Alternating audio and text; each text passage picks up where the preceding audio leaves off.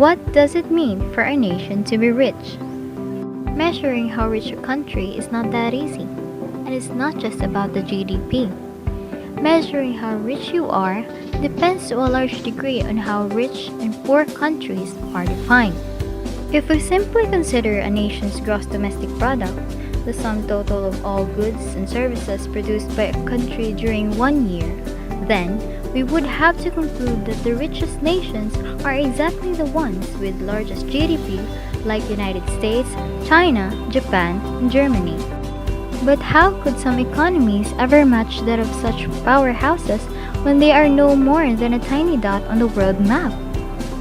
Now, let's travel all the way to Southeast Asia, to where a small country is considered as one of the richest countries in the world. And this is all about Singapore. Singapore is one of the world's most prosperous nations, with a business-friendly regulatory environment and a very low unemployment rate. Despite an active parliamentary opposition, it has been ruled by one party, the People's Action Party, for many decades. Prime Minister Lee Hsien Loong has led the government since 2004 and has suggested a leadership transition by 2022. Although certain civil liberties remain restricted, the People's Action Party has championed economic liberalization and international trade. Services dominate the economy, but Singapore is also a major manufacturer of electronics and chemicals and operates one of the world's largest ports. Now, let's take a look on how rich the country is, starting off number 1. All about economic statistics. Singapore's gross domestic product amounts to 469,096 million Singaporean dollars, making it to be marked as one of the richest countries in the Southeast Asia. Aside from that, Singapore's GDP per capita is also in the top 40% among the advanced economies in the world. In the Singapore's GNP, close to 70% of nominal value added was generated by the services industries like insurance and financing, professional services, real estate, wholesale and mutual trade, and the like, while about 25% was generated by the goods-producing industries like manufacturing. Singapore's economic freedom score is 89.7, making its economy the freest in the 2021 index. Singapore also is ranked first among 40 countries in the Asia-Pacific region, and its overall score is well above the regional and world averages. Its overall score has increased by 0.3 points, primarily because of an improvement in the score for government spending. Number 2. All about economic history. It can be argued that no country made the leap from third world poverty to developed world affluence as quickly and completely as Singapore did. In the 1960s, the city-state of Singapore was an undeveloped country with a GDP per capita of less than $320 and was known for its opium dens, gang-ridden streets, fetid slums, and racial tensions. Now, it is known for its high-tech industries, comfortable lifestyle, and high-speed internet penetration.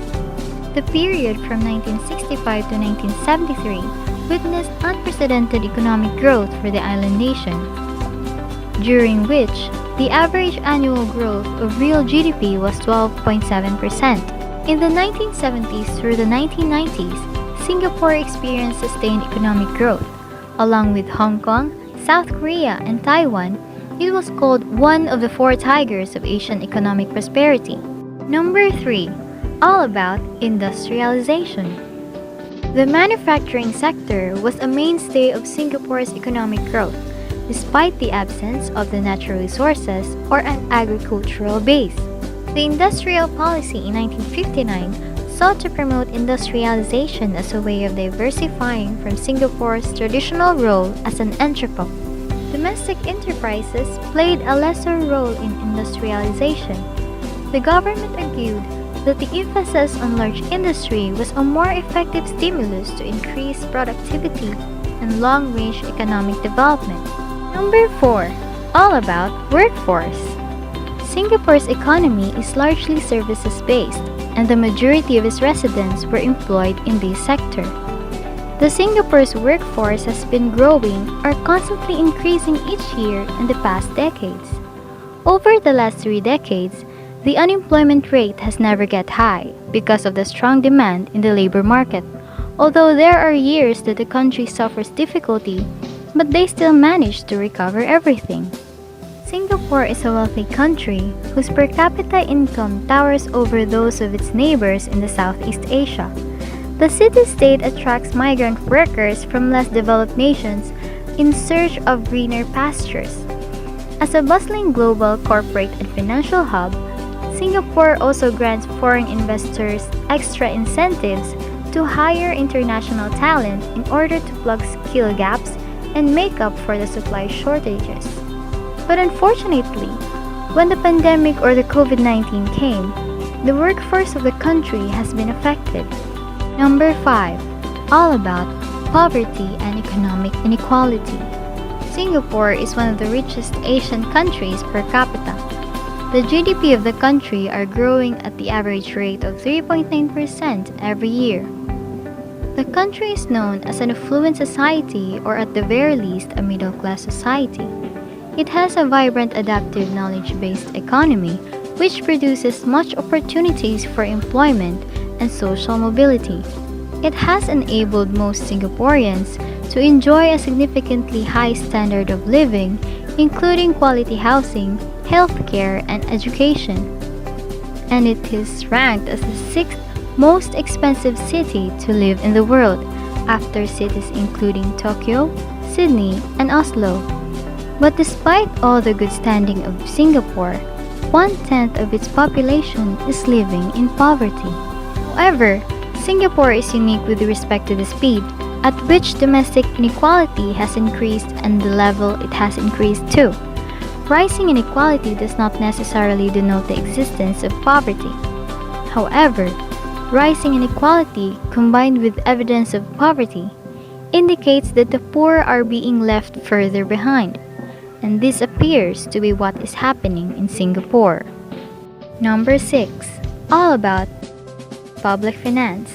In 1967, poverty was one of the biggest problems in Singapore aside from high unemployment rate, political, economic, and racial tension.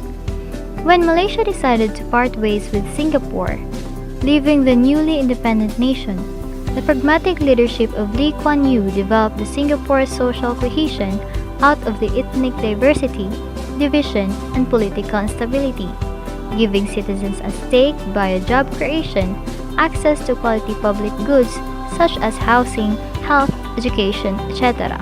Housing is one of the basic necessities a human should have.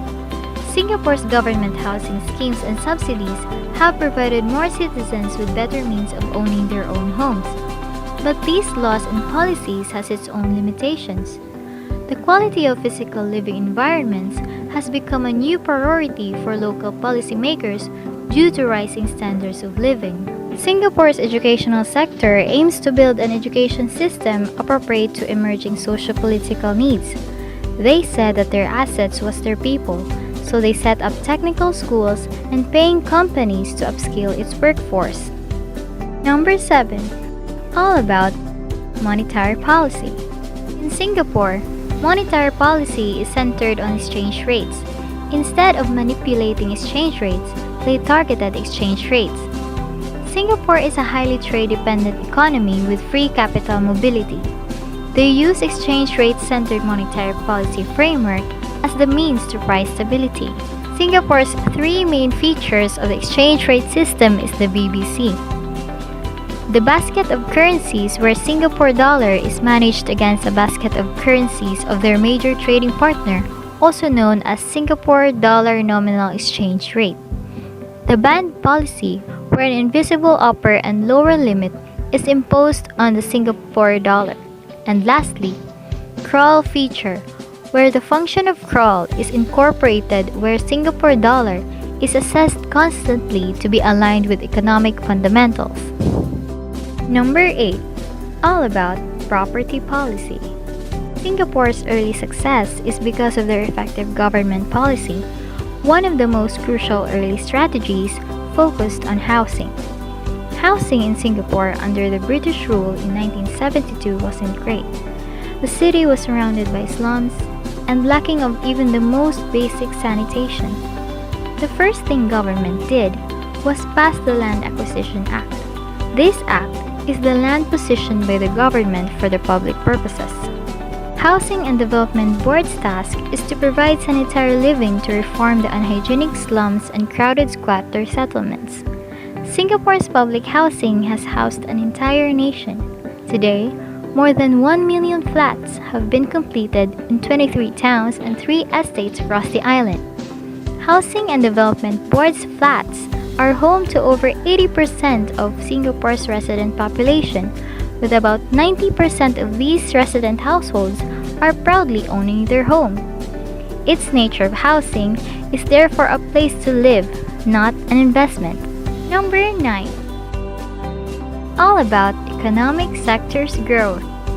Singapore's economy is based on electronics, petrochemicals, trade, finance, and business services. The country's economy is highly industrialized. 50 years ago, Singapore was an undeveloped country with a GDP per capita of less than $320. Today, it is one of the world's fastest growing economies. Its GDP per capita has risen to $60,000, making it the 6th highest in the world. For a country that lacks territory and natural resources, Singapore's economic ascension is nothing short of remarkable. The first sector is banking. Singapore is a financial hub. That is why over the past decade, Singapore has become the Switzerland of Southeast Asia. It is where many of the wealthy people around Southeast Asia come to store their wealth. This is because Singapore is a much safer place to keep their wealth compared to their home countries. There are 3 main factors that make Singapore such an attractive place as a financial hub. First, Singapore has a stable political system. It also has a stable currency and a strong rule of law. Second, Singapore has a scarcity of land, and that makes its properties one of the highest valued around the region.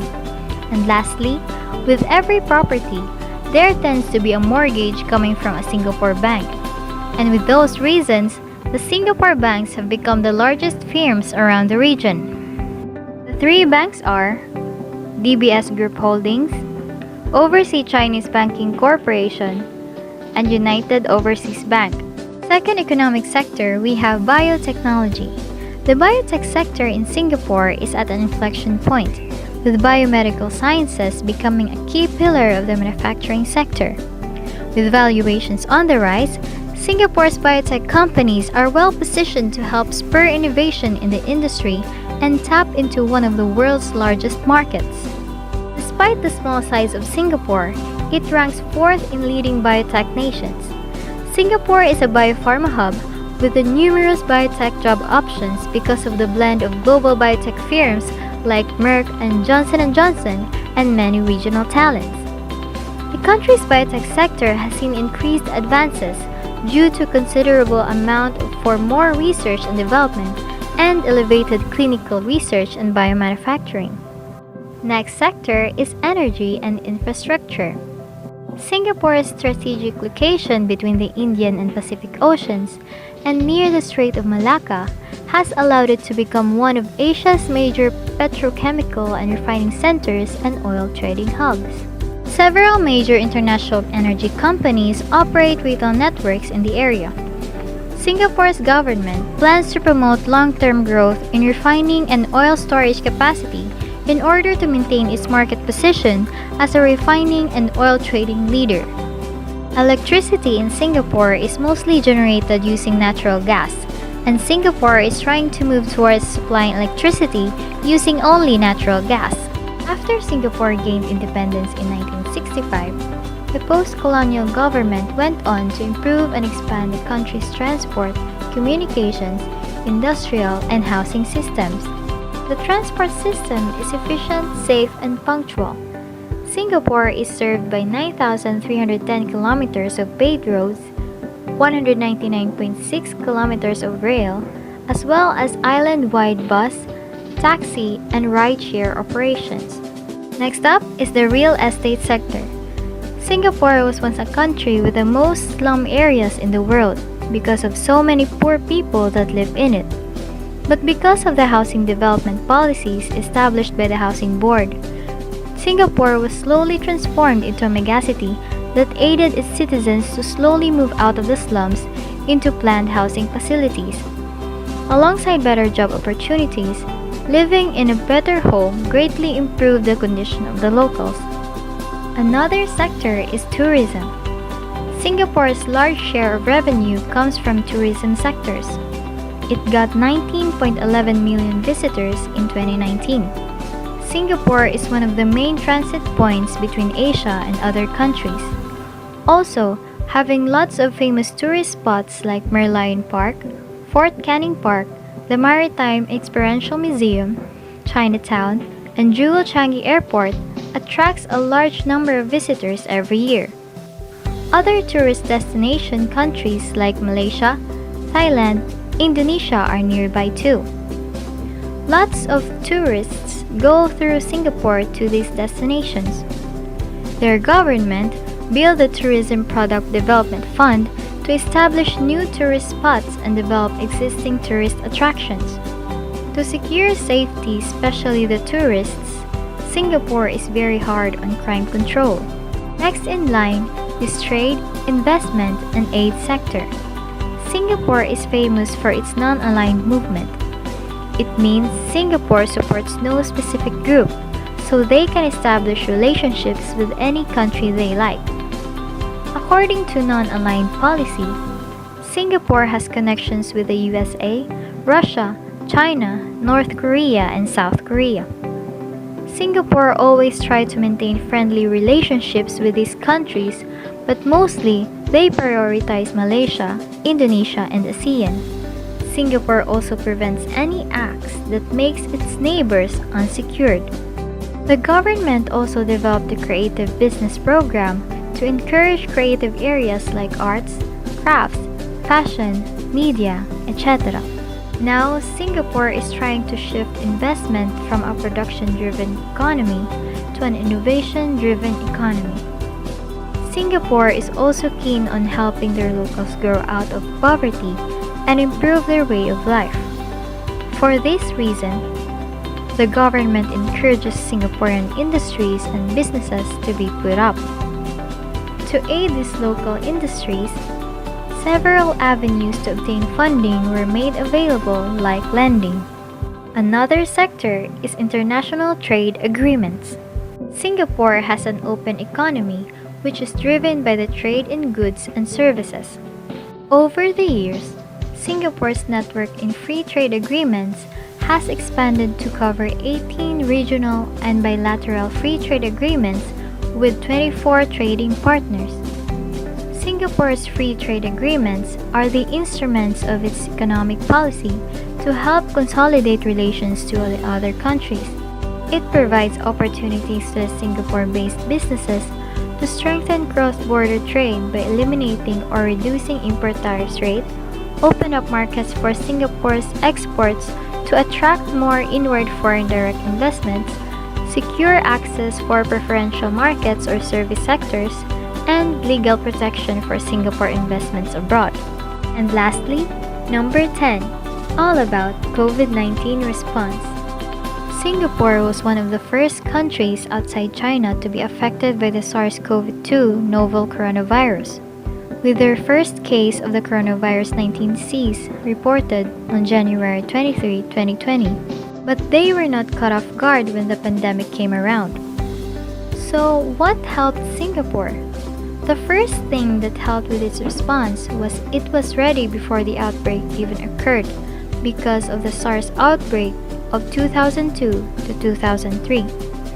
It was aware then that its infrastructure wasn't ready for an outbreak of this kind.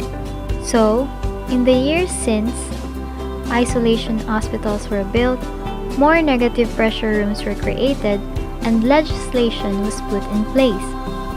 With an early and effective government-led response, multi-layered trust in authorities, and clear and constant communication, Singapore was able to mitigate the first wave of COVID-19 imports.